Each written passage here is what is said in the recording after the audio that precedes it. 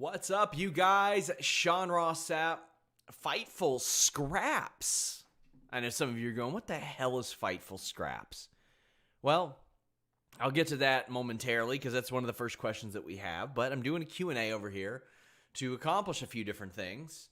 One, I'm trying to get our watch hours up and our subscriptions up. In order to monetize a channel on YouTube, you have to have at least 4,000 watch hours within the past year. So you may notice I've got a couple compilations that are up. The Epic Triggered Rant 2020 compilation and the Shooting Softly compilation.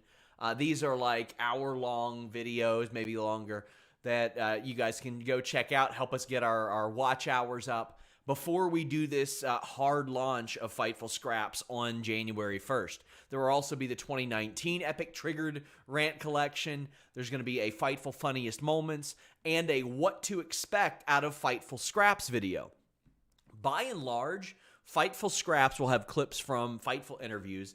And if you guys want it, we will also do clips of Fightful shows. I mean, those have become very popular over the past several months. So we may look at doing those as well. But we've got a lot going on right now. And Fightful Scraps was actually, as someone asks on Twitter, what is Fightful Scraps and what made you start it? Well, actually, Jimmy Van started it. And I think 2018, I was on my way home from the last vacation that I had in 2018. And he said, oh yeah, we're going to start this Fightful Scraps channel. And I was like, well, that's a cool name, but what is it? Well, it's a clip thing. And he wanted it to be sort of like the Joe Rogan clips deal. We were at like 10,000 followers. We are 10,000 subscribers. We were nowhere near ready for that.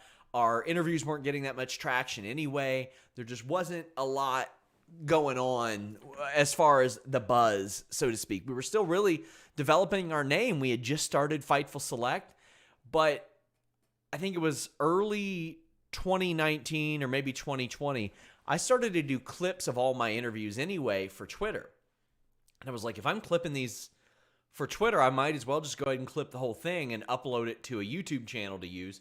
But we didn't want it to completely bog down the Fightful channel. We've had problems with that in the past where less is more on stuff like that. So if I give you a couple interviews a week and a podcast a day, that's good.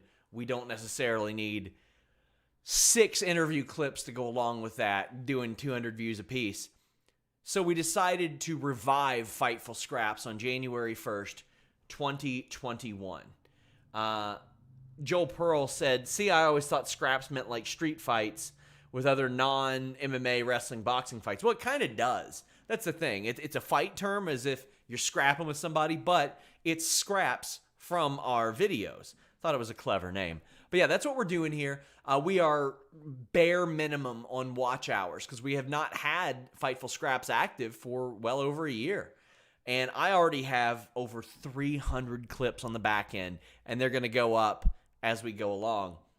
So if you all don't mind, leave a thumbs up. Please subscribe. We got to have 1,000 subscribers as well. So we'll tell you more about the plans for Fightful Scraps as we go along, but I'm doing a Q&A over here, and I'm doing this in an effort to get those watch hours up, get those subscriptions up. This isn't typically the type of thing that I do over here, but I know that it's something that would probably help a little bit. I do it every week on Fightful Select, though. So if you want to subscribe to Fightful Select, that's our premium news service. It's a good time. Shia asked, can you see Ethan Page being signed in AEW and being a single star? Yes, I've said this time and time again. If Ethan Page's contract is up midnight this Friday, he would be ready on Monday to go to Raw, and he would be able to do anything that they wanted him to do. I think he'd be a good fit in AEW. I honestly actually think Ethan Page would be a better fit on Raw. With mostly all the wrestling pay-per-views done for the year, which one is your favorite? WWE was TLC. AEW was Revolution. I got to be at Revolution. It was unreal. It was so crazy being there live for that match. And by that match, I mean Hangman and Omega against the Young Bucks. Whew, boy. That was just incredible. That was something I'll never, ever forget. But the TLC match or show that happened this past Sunday was just fire, man. It was incredible. All over the place. all over the place. Just good matches, good moments. Throwback says, do you think there would be an anime version of the Senpai Dong Lord shirt? It'd be fun to have one. I don't know. We're looking into adding a bunch of shirts. We're at the same time, we're doing our Twitch, FightfulGaming.com. We're rebooting Select to go onto the site. We're starting Scraps. We're doing an awful lot of stuff at once, and merch will be something that gets done along the way too. Plus, we got like Listen Your Boy 200 coming up too. There's a lot of stuff going on. Ron Patel says, have you ever been to South Florida? And if so, where did you go? I have not. The furthest south I have been is Orlando. I mean, maybe I've been... I don't know where Homosassa is. Let me look and see where Homosassa is. I was there in 1997. Yeah, as I look, Homosassa is not Southern Florida whatsoever. Not even close. But I've always had fun when I went to Florida. Always really, really, really liked it. And yeah, I hope to go back. Wouldn't mind living in Florida one day. Caleb says, would you rather watch a compilation of every Raw from 2020 or for however long it takes to complete, play 2020K for that same amount of time? Well, if I could play with my phone while I'm watching Raw, then the first. But otherwise, I'll go with 2K20. Just because I can at least find a mode or a set of matches that wouldn't be terrible. Dev says, what's the number one change you want to see in pro wrestling in 2021? I want to see WWE embrace good production, not crazy, stupid, zoomed in, cut stuff. That's the main thing I want to see changed. Don Mario says, is there any truth to the recent claim from Rip Rogers about AEW using Flash Flanagan and Dylan Bostic for some work and didn't pay them?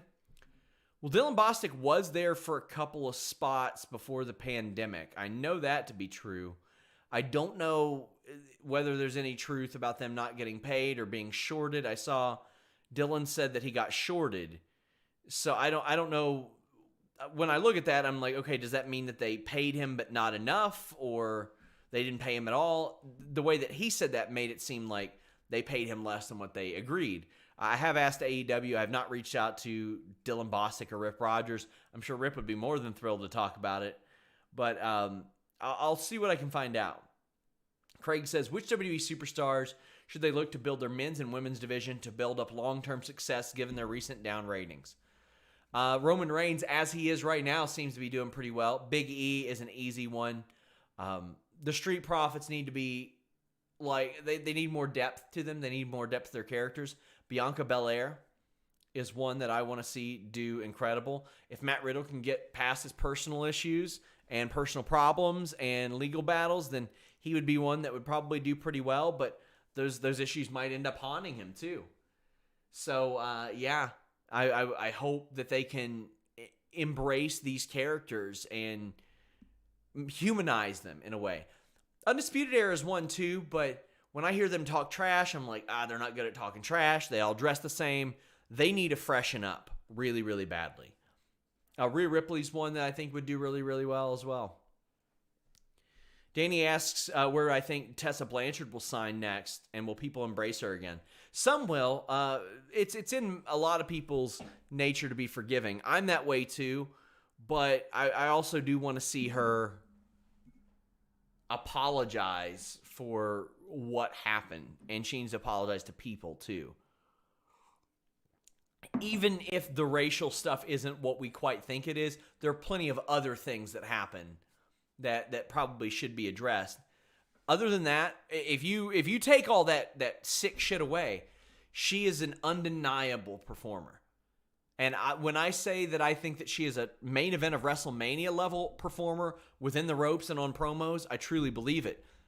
But you can't be a WrestleMania main event level performer anymore if you've got those types of shadows lurking over you and that type of history, no matter how many years it's been. Ryan says, do you think that Big E could be a main draw in a title feud with Roman Reigns eventually winning? Yes, I do think that he can. I think that Big E can be a big, big star, and I think Roman Reigns versus Big E can be a big, big match. I would have Big E just go completely unbeaten. Don't beat him in tag matches. Don't beat him in singles matches. Anything on this hot streak. Anything. And then eventually he faces Roman Reigns, and I would probably have him win that too. Similar in AEW, do you see Miro contending for the AEW Championship and winning, or just being in the TNT title picture? I see him contending for sure. I don't know if he'll win it. I think he'll definitely be in the TNT title picture.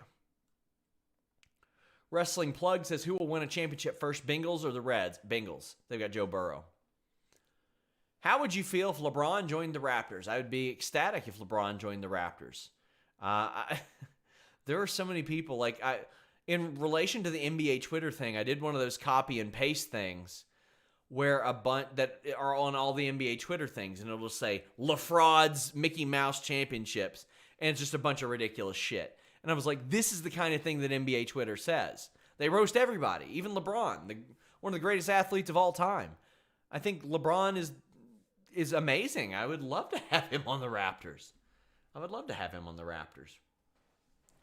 On the YouTube live chat, leave a thumbs up, by the way, guys. Noah Ellis says, what about Brock Lesnar to AEW? I think this is a smart move. It would give a major viewership bump to get AEW over that 1 million mark. I think it would too. Never say never in that situation. I didn't expect Brock to spend this much time outside of WWE. So I'm very surprised that he hasn't popped back up yet, especially given low ratings. But also, the longer that he's gone, the more money WWE saves too. Oh, we have some questions in the super chat. Daniel Marshall says, I wonder how they're going to use piped-in crowd noises for the Royal Rumble. Big pops for returns, and who they consider big superstars and legends, and then smaller ones for everyone else. That's the big question mark, because the last time I asked, there weren't fans playing for the Rumble, and that shocked me. I mean, at least do the NXT thing, right? At least do the NXT thing where you have people around the ring. I cannot imagine a Royal Rumble without fans. It's crazy. And you know what's funny? Last year, one of the things that we talked about was, just do another WrestleMania around October or November when this COVID goes away. Well, it didn't go away. So they wouldn't have been in any better boat. We don't know how long it's going to take to disperse vaccines, so we don't know what the likelihood of having an honest-to-God Royal Rumble with fans is. But, I mean, they can do a Royal Rumble whenever they want in the year. Whenever they want. But that will be a very interesting thing to see. Is there a realistic path to Shayna Baszler to the women's title for 2021? Yeah, absolutely. She wins a bunch of matches. She chokes out a bunch of people. She says, I'm tired of this tag team shit. And then she wins. You got to win matches. You got to win matches. That's an easy way. You win a bunch of matches, especially in dominating fashion. And you accentuate your positives and all that. And then you get yourself in the position to where you can be a champion again. And it's not her fault that she's not in a position to be a champion. It's WWE's fault. They booked her like this. They've had her protecting Nia Jax by eating all the pins. So weird, man. By the way, I see your guys' chats in the live chat. You don't have to send them again. Why hasn't New Japan stripped Moxley the U.S. title yet, said Kevin. They don't like doing that. If they can avoid it, they don't like doing that, and they're trying to avoid it. I cannot believe they didn't just come to an agreement with AEW to have him in a triple threat match, drop it at the empty arena strong tapings. That would have made a lot of sense to me, and him not take a pin. I'm very, very surprised that they didn't do that, but they couldn't make it work, evidently, or they didn't try. I don't want to say they couldn't make it work as if they did try. What's up with Andrade, Aleister Black, and Lars? Any word of them returning? I don't know what's up with Aleister Black or Lars. I mean, I know a lot of people are like, well, it's because Zelina's off TV. I can't say positively or negatively. I can try to find out, though, and I will do that. Lars, when I asked, I was just told he wasn't hurt. And that was a month ago, I think. Andrade had elective surgery, and he has been out ever since. What former WCW IP will be used as a special named episode of NXT or AEW? Starrcade, they'll probably bust that back out for NXT, and they should. And I think Slamboree, I think a lot of them would be really good. Sold Out, I think there are a whole lot of really good ones. Any updates on Duke and Shafir? Shafir, no. Jessamine Duke is focused on the up, up, down, down stuff. She is helping produce content for them. So she'll be doing that. They've invested a whole lot into Mia Yim, Dakota Kai, Shayna Baszler, and Jessamine Duke doing that. Riley says, if Bret Hart was to stay in WWF in 97 and Montreal never happened, who would you have Bret face at Mania 14? Funny, in one of the clips for Fightful Scraps that will be released in a few weeks, he goes into depth about that, or in depth about that. I probably would have had Bret hold the title all the way to WrestleMania 14, and then Steve Austin gets his win back over Bret Hart, and it's him instead of Shawn. That's the one that makes sense to me. Oh, just think about all the things that would have changed if Bret did not go to WCW, if they didn't do the screw job. Then Davey Boy's not leaving. Davey Boy's not hitting his back on that trap door. Anvil's not leaving. You'll get some more life out of him. Bret Hart told me that he thinks that if he wouldn't have left WWF, his brother would still be around, Owen. That's heartbreaking to hear. Heartbreaking to hear. But you've got Bret Hart versus The Rock. You've got Bret Hart versus Kurt Angle. You've got things like Bret Hart versus Taz that would have happened. Because Bret probably isn't going to get kicked in the head by Goldberg if he's in WWF. So Bret probably would wrestle until 2003, 2004, I would imagine. That's when they lost a bunch of people. They were losing Nash. They were losing Hogan. They lost Austin. They lost The Rock. They lost a lot of their big stars. I think they would have also lost Bret around that point too. But you could have also, around that period, ran back Shawn and Bret. Just the infinite possibilities of Bret staying in WWF. It would have been so much better for everybody else. But I think that Bret discounts his WCW run an awful lot. There was some really entertaining stuff there. There was the match with Benoit, which I can't go back and watch it makes me feel gross. But there is him winning the title, reforming the NWO, which, whatever. But also the El Dandy stuff. Like, he speaks so highly of that promo and says that he goes back and watches it sometimes. There's the match with Ric Flair that he had in 98. The match with Booker T. He had like 3 or 4 good ones with Booker T. There's some good stuff. There's some dream matches that took place there. So while I'm kind of gathering some more questions, guys, in case you don't know what Fightful Scraps is going to be, we're going to have clips from our interviews. It would really mean a lot if you guys would subscribe. It would mean a lot if you would leave a thumbs up. It would also mean a lot if you guys would spread the word and tell people, hey, man, leave our streams on. Just leave those bad boys on. Let's get those watch hours up. We need 4,000 watch hours. We need 1,000 subscribers. So anytime that you guys do that, it really, really goes a long way in helping us. And I can't tell you how much that I appreciate it, because this is another project for us that we're going to be working on. And we have an awful lot of clips. We have just so many different clips from interviews with Bret Hart and MJF, and even like people like Chael Sonnen, for the love of God. We've had hundreds and hundreds and hundreds of interviews that have went up over the last few years. Muhammad Hassan, for the love of God. Just an unbelievable number of things. Daniel says, surely WWE have to release Velveteen Dream before live crowds come back. There's no way possible I can see him competing in them. If they haven't released the person yet, they're not going to do it just because of live crowds. They don't believe that live crowds will make that big of a difference as it relates to a reaction to him or anybody else. And let me tell you, if they were going to release that guy, they would have released that guy by now. After all the stuff that I've heard, my God. Who takes the titles off the current champions in NXT? Karrion Kross. I don't know who takes over the North American title. I think Johnny will hold it for a while, actually. The tag titles, it'll be Undisputed Era again. The women's title, I think Raquel takes it. Is there a reason why NXT talent can still stream on Twitch? Most of them aren't, but yeah, it doesn't apply to them yet. Noah says, what happened to Joe and the MMA podcast? I love that show. Well, Joe has moved on to the mortgage industry. Quite frankly, the numbers that we were getting were nowhere near what we needed to justify us to continue to do the show, whether it be financially or from a time perspective. It just was not hitting. MMA was in a really down period. And for about a year, or well, not about a year, it was about 8-9 months, we kind of leaned heavy into wrestling, and obviously that worked out very well for us. But it was the same thing with the boxing section. Carlos Toro was our lead boxing writer, but the juice wasn't worth the squeeze there. We were not getting our returns on boxing coverage as good as it may have been.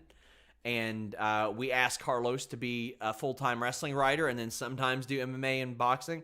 He was all for it and stayed with us for, an extra year and a half after that. But with Joe, he got paid a premium rate from the beginning, and we didn't make that back off the MMA podcasts. It's harder to get super chats on MMA content too. So if you guys ever feeling generous, head over to Shaq Streams. He's doing all kinds of great content over at youtube.com/FightfulMMA. He's got a lot of really great stuff like watch-alongs that I join sometimes. He does a Friday show, Friday podcast. He does a lot of great reaction videos. He takes a different approach to MMA content than anybody else that's out there. And I wanted to hand that off to him because I could not give it the attention that it deserved. I never really wanted to cover MMA full-time. It was something that I kind of fell into because I managed fighters and I trained and all that stuff, so it made sense for me to cover MMA. But when I looked at it, I was like, man, I never really want to cover this full-time. I love it, and it's awesome, but I nothing will make you a casual MMA fan quicker than watching MMA and covering it full time. Like, it just, I say this all the time, but we complain about 6-7 hour WrestleManias. That's every Saturday in the UFC. And if you've got to cover a whole Bellator show, it's that too. It can be very, very, very grating, and I much prefer pro wrestling. Much, much prefer pro wrestling. Which tag team do you think is severely underrated, past or present? Ooh, present? Huh. Man, that's a tough one. I think Everrise. Everrise is very underrated. Yeah. I think that they are really starting to get a lot of the love that they deserve. Will you ever go Jesus mode again and grow the hair out? If the cause is right, sure, but I don't miss my long hair whatsoever. I don't. It was very hard to deal with. Think Sasha Banks will leave WWE full-time for Hollywood? When she gets older, yes. I don't think that she will anytime soon. Better chance of making it into New Japan, Miro or Brody Lee? I think Miro. Miro's got his eyes on New Japan and has wanted to go there. In a perfect world, could you see Kenny collecting an NXT title? No, that's not going to happen. In a perfect world, sure, but he ain't going to do that. They're not going to let that happen. Do you think Kyle O'Reilly has a chance against Finn? No, I think Finn wins that again. Do you think Ronda ever comes back, or is she done cold turkey? This is also a question from Ewan as well. Yeah, I do think that she'll be back. I think that we're going to see more of her in the future. She has said that she wants to. She said that she wants to come back and wrestle Natalya even. She said that she wants to work with her. Even mentioned like maybe at a WrestleMania or something. Or that's what she wanted to do. But she said, can't wait to do this again. So I am of the belief that she'll come back, even if it's just to wrestle somebody she wants to wrestle. Ray says, any idea what's up with Amber Nova? Any reason she didn't stick in NXT? She was just brought in as extra talent. She's had some tryouts and stuff as well. But, I mean, the team that she's with doesn't help her. Doesn't help her out, really. But she doesn't cause issues. She doesn't make waves in a negative manner or anything like that. So that's pretty good. Ewan says, please upload this to the pod feed. Not doing it. Sorry, buddy. This is for Fightful Scraps promotion. That's what this is all for. I'm not doing it for the podcast feed. I'm doing it to promote this channel and to get subscribers to this channel. Who would be a bigger signing for AEW, CM Punk or Brock Lesnar? That is a very tough one. CM Punk would wrestle more. Brock Lesnar would be a bigger crossover audience, but CM Punk would be a bigger surprise. I'm going to go with CM Punk. Initially, I'd go with CM Punk. Because there's a good chance that after 7 years, the man can't wrestle the way that he used to. Ugh. Man. Eric Kalunga says, who do you think from the international market can become a major star? Man, that's put me on the spot there. I still think Nakamura could do something, but he isn't going to be a major star at this point. I thought that Hideo Itami could have with the right gimmick, but that didn't happen.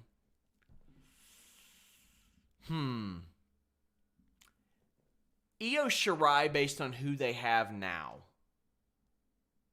But I think Sari would be a really good one.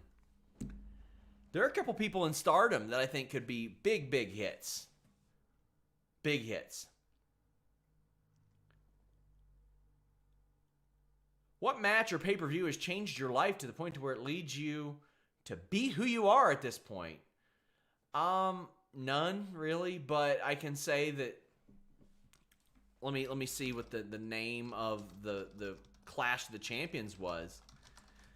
The first match that I ever saw was something like Clash of the Champions 9 or 10, maybe? It was Texas Shootout. The first match that I ever saw was Clash of the Champions, 4 Horsemen, Ric Flair, Ole Anderson, and Arn Anderson against the Dragon Master, Buzz Sawyer, and Great Muta, and that's when Sting scaled the cage. That changed my life because it made me see wrestling and fall in love with wrestling. So that would probably be the one, even though it wasn't a pay-per-view. Where does Nia Jax work among unsafe workers? Is she in the top 10 on American TV right now? Yeah, I think she's the most unsafe.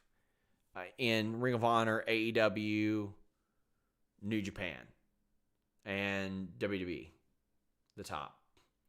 Any AEW dark talent you think should get contracts? Layla Hirsch, Danny Jordan, Danny Limelight would be a good one too. How do you feel about the Kazarian and Christopher Daniels angle from Dark? It's humbling. It's very humbling to imagine the fact that, one, they wouldn't be teaming together ever again if they even lost a match, because I've seen them as a top tag team for, gosh, what, a decade at this point? They've been there.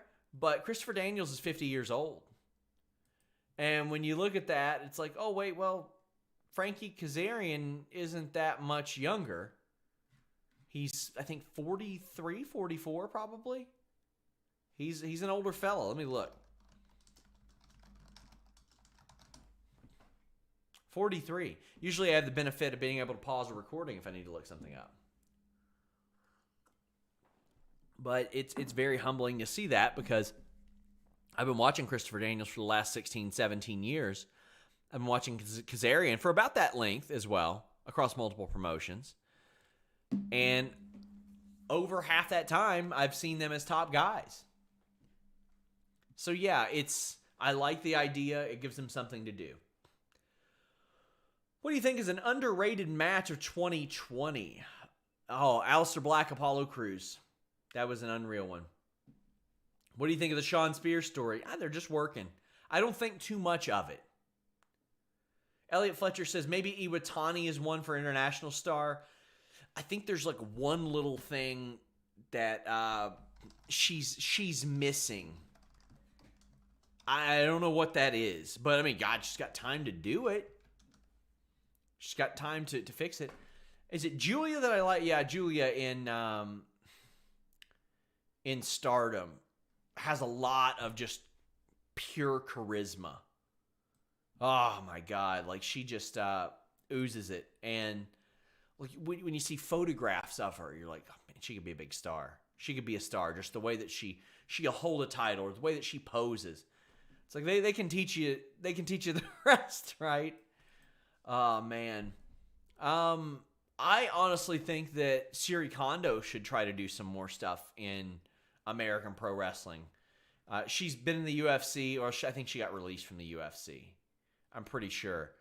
But she's been there and has really stunk up the joint her last few fights.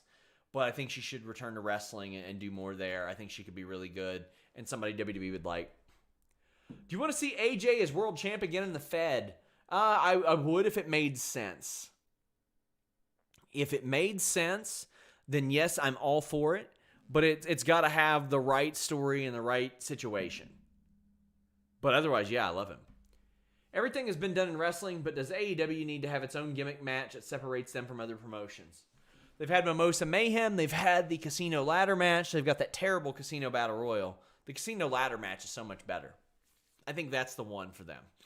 But this has been the best year for new match types in, gosh, at least since 2002, right? Because that's the Elimination Chamber. Since then, I can't think of a great match type. You can't say Money in the Bank. That's just a ladder match.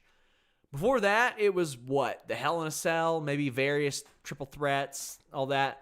Haven't been a lot of great new match types over the last 15 years, if any.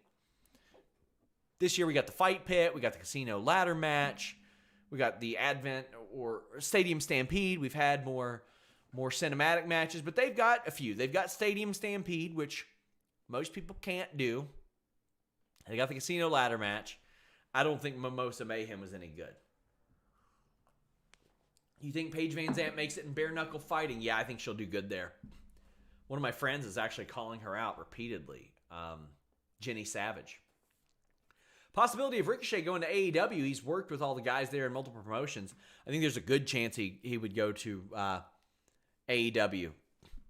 I would too if I were him. He'd be a big star in AEW, but what he's doing in WWE, he's getting beat with regularity. They're not putting him in anything substantial. And not only that, we don't get to see the thing that makes Ricochet, and that's the fact that he can do things that nobody else can do. Instead, it's, gee golly gosh darn, superheroes do exist. Man, he is the baddest dude out there. He is an unbelievable athlete. All his movements just scream star. He looks like a star. Have you ever seen his strength? My God.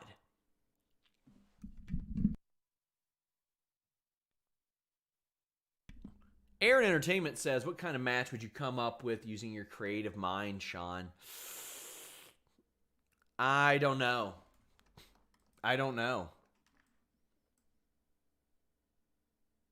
Oh, wow. Holy shit. I gotta go.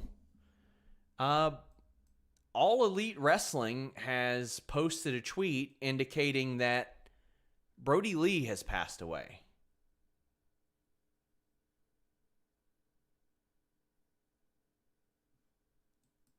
My God.